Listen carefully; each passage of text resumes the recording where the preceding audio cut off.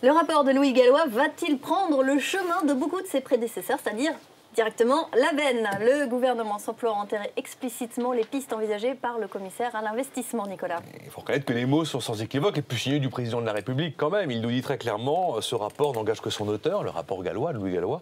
Et je ne me sens absolument pas lié par les conclusions de ce rapport. Et puis histoire qu'on soit bien sûr, Michel Sapin, le ministre du Travail, en a remis une petite couche ce week-end en nous disant ce rapport n'est pas le seul point de vue qui compte. Voilà, alors c'est encore une séquence politique absolument spatiale. Ça fait plus de 2 mois qu'on nous présente ce rapport Gallois comme le Graal, la Bible, vous savez, le catéchisme du renouveau français. À la question « Qu'est-ce qu'on fait pour la compétitivité ?» tous les membres du gouvernement répondaient « J'attends le rapport Gallois !» Et puis bingo, le rapport, il n'est même pas paru, qu'il est quasiment déjà enterré. Il est en train de caler une armoire à Bercy, comme beaucoup de rapports. Donc on était le nouveau Samuel Beckett, c'est officiel, c'était En attendant Gallois. Et comme dans tous les bons Beckett, eh ben, ça vire au théâtre de l'absurde, c'est normal, c'était prévu. Ou en attendant Godot, hein, pour oui. les téléspectateurs qui auraient des doutes sur votre culture, nous n'en avons pas, nous le savons.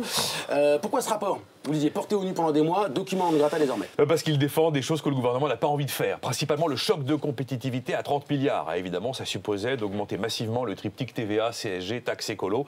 Mais voilà, le gouvernement ne veut pas prendre ce risque pour sauver la consommation, ce qui reste de consommation et de croissance en 2013. Et puis aussi, le rapport proposait qu'on ose débattre sur les gaz de schiste, mais c'est un sujet que le gouvernement a tout simplement enterré. Je ne sais pas pourquoi on commande des rapports quand on sait à l'avance ce que le rapport va dire, parce que ça n'est pas nouveau, ce n'est pas un scoop, et quand on sait à l'avance qu'on fera le contraire de ce que le rapport va dire.